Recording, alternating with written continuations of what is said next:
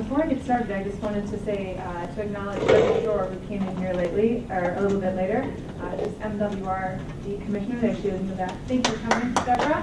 Really appreciate your support. Right. So, and I don't know if I have said before, but my name is Maddie Mahan, and I'm a policy and planning specialist with Friends of the Chicago River.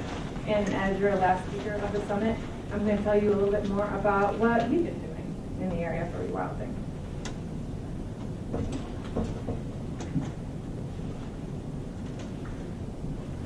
So for many, the term rewilding conjures up images of apex predators, like we've been talking about today, kind of wolves tailing a deer through a valley of a mountain range. Something so wild that doesn't seem like you could never associate it with a city like Chicago, and rightfully so. There's not space here for that kind of interaction. But when you take a step back, the goal of rewilding is to restore and protect natural processes, and to kind of bring these back to areas that don't necessarily have to be core wilderness areas.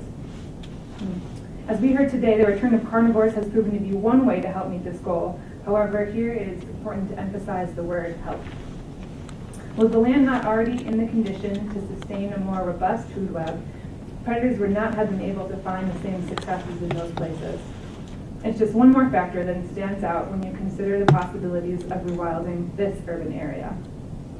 Challenges related to open space connectivity and historic land use shape the potential for urban rewilding, but the fact that this conversation has gained so much traction here in Chicago is a testament to how far our natural areas have already come. The credit for this achievement should be spread among the various groups in the Chicagoland area who have, for the past several decades, dedicated all or a portion of their time to restoration, conservation, and land management. Also, to those who have had the foresight to see these projects are worth investing in, and to the countless volunteers who, by donating their time, have made the work possible. Many of these groups are represented here today. Thank you for joining us. Friends of the Chicago River has now played an active role in this field for 35 years. As our capacity has increased, we've been able to take on a larger and more impactful project load. And together, these projects have resulted in a lasting improvement in the quality of the Chicago River system. Our education and policy initiatives have played a key role in raising awareness and systemically improving water quality, while our on-the-ground projects physically improve the Chicago River system, improving habitat and restoring the river's health. Restoration projects have always been a focus of Friends. Friends secured a grant from the National Fish and Wildlife Foundation's Chi-Cal Rivers Fund to improve the spawning habitat for these fish throughout the Chicago River system. The project, which includes the installation of 400 constructed nesting cavities, which are really pretty exciting. They're made out of permeable concrete. They will be dispersed at 6 locations ranging from the North Shore Channel to the Little Calumet River, and will help this critical species repopulate the system after years of degradation have limited its breeding success. In addition to the constructed habitat, we've already released 30,000 channel catfish into the Chicago River, and we will be releasing 70,000 more in the next year, so 100,000 total. And by the time that these fish are ready to breed, when they're about 3 years old, the habitat structures will be securely in place and ready for them to use. An added benefit of these structures is that they're suitable for more than one species, namely largemouth bass and some fishes, such as bluegill and pumpkin seed. Much of the work that has already been done to improve water quality in the Chicago River system, much work has already been done, but in projects like these we demonstrate that we don't have to rely entirely on natural habitat to provide for wildlife. In an urban habitat, we can create a place for habitat for animals to thrive. For a separate project in partnership with the Forest Preserve District of Cook County, we're focusing on improving the habitat for 3 other water-dependent species over the next 3 years. Osprey, bats, and turtles are all native to this area, but each face a unique set of challenges related to habitat. Ospreys, for example, are a conservation success nationally, but are still endangered here in Illinois. Rarely seen far from the water, osprey are starting to reproduce in the Calumet region, but there are currently not enough nesting locations for their young to spread throughout the area. For osprey, their nesting success is dependent on having a high vantage point, being close to good fishing grounds, and being near open space that's free from predators. Fortunately, they adapt very easily to man-made structures. Using constructed osprey nesting platforms, the Forest Preserve District of Cook County has already observed successful mating pairs with fledged offsprings down at Powder Run Lake in the Calumet. It's our hope that by constructing 4 platforms in the northern reaches of the Chicago system, we will be able to strengthen the population of osprey that flank the city. Like osprey and channel catfish, the improvement of bat habitat requires built structures.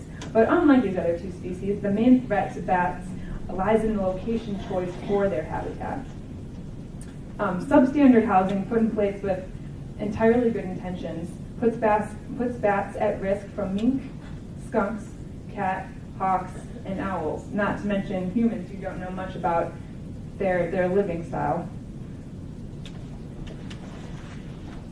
or how essential they are to managing the insect populations in our area. In the Chicago River watershed, we have 12 species of bats, 2 of which are federally endangered, and the other 2 that are endangered at the state level. Out of those 12 species, 10 are colony nesters, and they in particular lack places to hibernate, which puts their populations at greater risk. Bat houses are a regular fixture in many restoration projects, but the ones that you see out in the forest preserves are usually too small, and they can only occupy several bats at a time. Friends is trying to alleviate this pressure on the bat populations by putting in 6 colony-style bat houses in remote locations that will be able to house 20,000 bats each. And that's more of something that would be appropriate for those colony nesters. On to turtles. While many species of turtles inhabit the Chicago River system, limited access to ideal nesting areas impede much of the progress that those populations could begin to experience. According to biologists from Forest Preserve District of Cook County, one of the most significant challenges to turtles is the loss of stream-based habitat due to invasive buckthorn, which is kind of a problem for everyone. Buckthorn has the problem of it decreases infiltration and runoff, or infiltration of runoff from the bank. It makes the bank less stable and ultimately turns riverbanks into steep, densely cluttered, inhospitable perches for wildlife. Typically, aquatic female turtles tend to nest in riverbanks, and they seek open areas that have a clear pathway for their young to make their way from their nest to the river. They also have a special kind of soil requirement. They like a sandy, loamy soil. So Friends is identifying another 6 locations along the river that have these characteristics where we can start to remove buckthorn from the river's bank. In all total, we plan to remove 55 acres of buckthorn from the river's edge. While rebuilding the turtle population is a goal in itself, the removal of buckthorn contributes even more to enhancing the functionality of the ecosystem. As a landscape restoration project progresses, the ability of a new plant community to infiltrate stormwater grows substantially. Studies have shown that a landscape that is dominated by invasive vegetation will infiltrate as little as 0.28 inches of water during a rain event, while a mature landscape with the appropriate mix of native grasses, forbs, shrubs, and trees can infiltrate as much as 0.88 inches of rain per hour. In a city that struggles with flooding, any amount of water that we can keep out of the sewers has the combined benefits of holding that fresh water in our ecosystem where it can continue to circulate as a reusable resource, as well as alleviating pressures on our flooded sewer system. When Friends restoration of the 55 acres associated with turtle habitat is complete, 83% of the original amount of water that would have run off into the storm sewers will then be kept there in the ground and to be used again. In an urban system, or in projects like this demonstrate that we do not need to rely on wildlife to develop these natural areas either. We can cultivate a landscape that enhances ecosystem functionality. As I said before, in Chicago, bringing about a change on the scale of rewilding can only be achieved through the combined efforts of groups and individuals across the city. While Friends of the Chicago River identifies itself as the only organization dedicated solely to the Chicago River, we share the credit for the immense improvements the river has seen over the past 35 years with our partners and supporters. As Friends celebrates its special anniversary, we're thrilled by the idea of what we can achieve for the river and the city in the next 35 years. Thank you all for joining us today at the River Summit, for showing your support for our organization, and for all that you do to improve the health of the Chicago River for the benefit of people and wildlife. Thank you.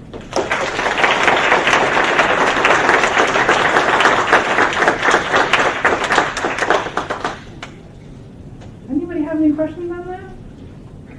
Yes, Jane. Can you talk about those giant bathhouses? Yes. Sure. Jane asked about the giant bathhouses. I am not a bathhouse expert, I will say, but the location of the bathhouses, that's what I know more about. It's really important to pick a special location. They just need to be mostly away from human interaction. They'd be very disrupted by anyone crashing around or banging on their home. So we were thinking that the locations that we choose for these will be generally unknown to the public. We want them to be somewhere far away enough where they can have space to do their bat thing. Yeah, sure. Margaret would like to add a little something more. Yeah, and so the bat houses, Wisconsin, or excuse me, the Pennsylvania DNR has really been perfecting bat colony building, and the Cook County Forest Preserve scientists have determined it's really the best model nationally right now. And in fact, Claire, another one of our coworkers, found that Will County has just installed the same sort of bat colony. And the idea is that they're in open fields with plenty of sunlight. There's really like specific color choices so that the wood that it's made of is warm. And then the other, what was the other thing? Yeah, so near the river, kind of, and the away from people is more so, so that people won't really mess with the bats or be intimidated by them, because there's a lot of misunderstanding. And a lot of the work we're doing is in direct partnership with the Cook County Forest Preserves, who have been a terrific partner in this. So not Kathy in the back, because they've really worked with us to develop all three of these projects, other than the catfish, which was DNR. Margaret? I'm just curious where the 55 acres of buckthorn, lakefront or riverfront buckthorn are coming from. Where are you taking those out from? Do you know that answer for it? Sorry, Maddie's working on it. Maddie's working intimately with the Catfish Project and not intimately with the other project. So, but I am. So we're actually working again with the Forest Preserves, and we're looking for appropriate soils. That we're looking for south-facing stream, and so there's a whole lot of layers that we're putting on it, and then also looking at connectivity so that we can actually get in there to do the work to remove the buckthorn. And so, in fact, we had our first meeting on the location for that this week. It's a grant that kicked in July. Is it going to be one piece of the No, our goal is, the original way we set it up, it was to be 5 locations, and effectively we just have to stay within a budget area. So we're going to try and find as many locations that make sense and maximize the funding resources we have to do as much as possible. Chris Anker, who some of you may know from the Forest Preserves, talked about one of the biggest problems that turtles have also is predators. And so predators are aware of the concentrated areas where turtles are laying eggs, and they're basically digging up the eggs and eating them, or they're getting the baby turtles when they come out. So our goal is really to spread that out and give them more chances to have new locations that nobody's figured out yet.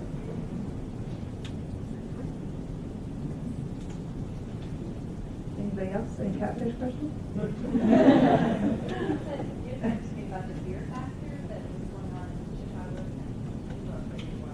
Oh yeah, well I'm sure many of you have experienced this as well if you do field work, but I was just telling Julie in the car earlier, we do some restoration work down in the woods in the Calumet, and there was one day I was out there and people were, came up to me, they saw me like heading towards the woods, like only person going to the woods, and they said, oh, be careful, like there's deer in there. Thank you, ma'am. I do feel safe in the woods there. I know I'm the only one in there in that area. But yeah, it's that education component is really key to kind of learn more about these animals, especially ones that are misunderstood like bats. But apparently even deer are misunderstood. There's stopping the flow because of So that is being debated. There's yeah.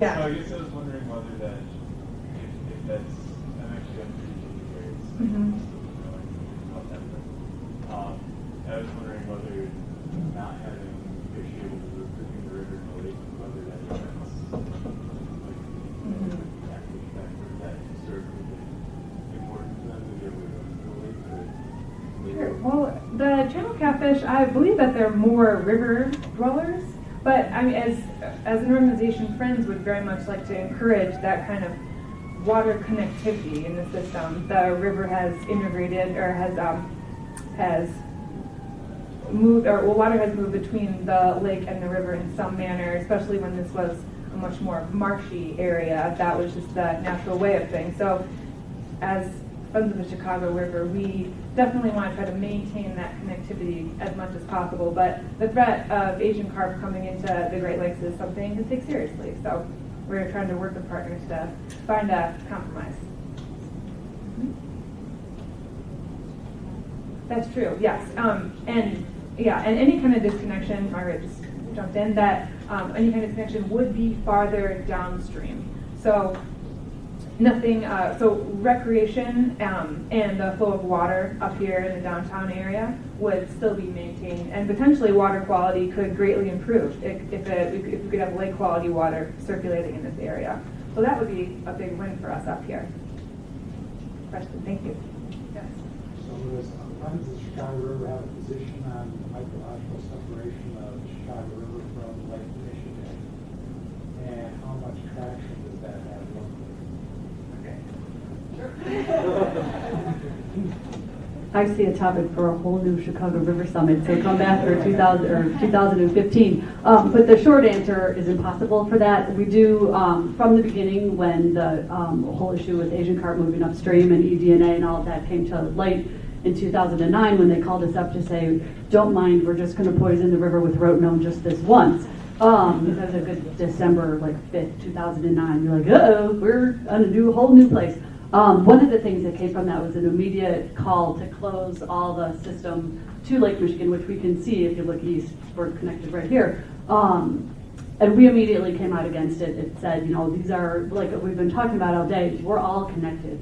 These systems are connected. You can't degrade one system in order to protect another. We have to look at the whole system holistically, go where, what's the source? Here come the Asian carp. How do we minimize it downstream? How do we protect the Chicago River system from the Asian carp as well as the Great Lakes, and look at it all together? And so we've been part of a coalition for now many years that's been looking at these long-term solutions, evaluating the Army Corps' eight study, not recommendations, but scenarios that they've come up with.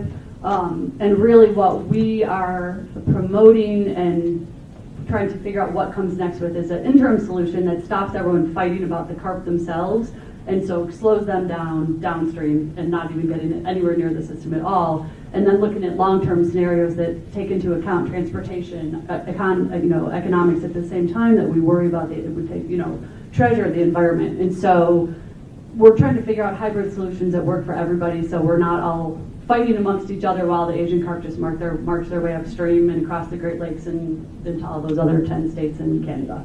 How's that? John, you're working in Lake Erie. I've heard from an ichthyologist at the field museum that there has been a resident population of Asian carp in Lake Erie. On a recent program on television, I heard a young woman, a scientist, who asserted that there had never been such a population. Have you any experience with that? They have found a few Asian carp. They don't think the population is big enough to be reproducing, and there is a hydrological connection, as everyone knows, between, or maybe they don't know, is through the Maumee River to the Mississippi. There's some, just like in the Chicago River, there's some shallows, and the Native Americans talked about the point, and the same thing in the Maumee. So we're paying a lot of attention to the Maumee River system too, to see if that could be a source as well. So a few have been found, but not many. Well, I personally take the position that the sundering of this connection would be wrong on many grounds. It seems to me it omits the basic underpinning of natural biotic systems, which is interconnection. And if we close one entry point, if they want to go, they'll find another. But there's another problem. Lake Michigan was flooded with zebra mussels, imperiling water intakes, pine plants, and all sorts of things. There seemed to be no cure for the problem. Within a few years, however, the quagga mussels moved in and cleaned out the zebra mussels almost the last one. It's breathtaking how fast the change occurred. And the problem I see here, and one of the many, is that these Asian carp are bottom feeders. They feed at the bottom of the food chain. That puts them in direct conflict with these mussels, which also feed at that level. If those quagga mussels could wipe out the zebra mussels, what food is there left for the Asian carp? And why the devil would they want to go where there's no food to begin with? The zebra mussels are not wiped out, they're thriving. So, the quagga have taken over certain portions of the Great Lakes in much greater density. Yeah, Lake Michigan. So, the message is, Detroit River's ground zero for, that's where the zebra mussels came in, that's where the quagga mussel is, a spiny water flea. There's all kinds of things. So, this whole idea of an ounce of prevention is worth a pound of cure. We are not doing enough as a society to keep these things out in the first place. And the whole ballast water issue, fight the rhetoric out there. We're not doing enough, And so, Asian carp was a fish farmer down in Arkansas, so we've got, these systems have intrinsic and economic value that are incredible, the Great Lakes, we need to protect that, but part of that is more emphasis on preventing this stuff, because like zebra mussels and quagga mussels and river ruff and, all of that is, once they come in, it's an uncontrolled experiment. To think that we can do anything is naive at best. I think it is naive to think that it is possible for us to keep them out if they want to go in, because there'll be many people here in Chicago who will lose their livelihood if that connection is sundered or is that amended downward. People who work on the barges and transportation, and there's nothing, no system that I can think of that would prevent such a disgruntled person from walking in one night with a large cooler and dumping a bunch of fish in there after billions were spent to prevent it. And then, since I work with Canada a lot, the Asian culture in Toronto is they get a batch of fish in, and in thankfulness for the food they just received, they released one. Some of them could be Asian carp. So there's cultural things you're dealing with too, here that those aren't simple issues. I know, but we're working hard on them. After both your comments, did you want to say something? Yeah. Sure. I don't want to wade into hydrological separation, but just a couple things that I wanted to, just a couple things that came up, because someone asked about whether Asian carp are in the lakes or not, and there are 4 different species of Asian carp, 1 or 2 of which I think have been found in the lakes, 1 or 2 of which in Lake Erie, I think, and then 1 or 2 of which are coming up the Illinois River toward the Great Lakes. And if you've seen the videos of the YouTube videos of the carp jumping, those are the carp that have not yet been found in the lakes, and so hopefully we can keep them out. And then to the gentleman's point, the electric barrier, I mean, it's still a free-flowing connection between the lake and the Illinois and Mississippi River system. It's really the electric barrier, and that's about 35 miles, I think, southwest of Chicago. So that's kind of the last, that's our best hope to keep the carp at bay at the moment. But I like that where the conversation was. I think it's an interesting question that we've heard a lot today about, wilding, rewilding. We need connectivity. We need it desperately, and yet how do we manage invasive species at the same time? I think that's a big question, a big concern. I work for a river organization, but so the idea of having an electric barrier at all is problematic to us, just like locked and dam structures are a problem for connectivity and fish movement. Certainly you hear about it on the west with salmon, but I think it's true as well here. So the more that we can get people like this around, in the same room talking about these issues, the better. Thank you, Robert. As Margaret said, this could be a summit all to its own. Does anybody have any final questions? Yes, Margaret. How many pasture tracks would you like to go on Tuesday, Maddie? Oh, on Tuesday, we are letting 25,000 go. So that will be one more chunk of our 100,000 that we'll be releasing. Just south of Devon.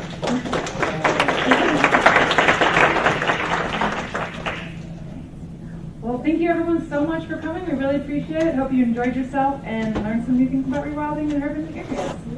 Thank you.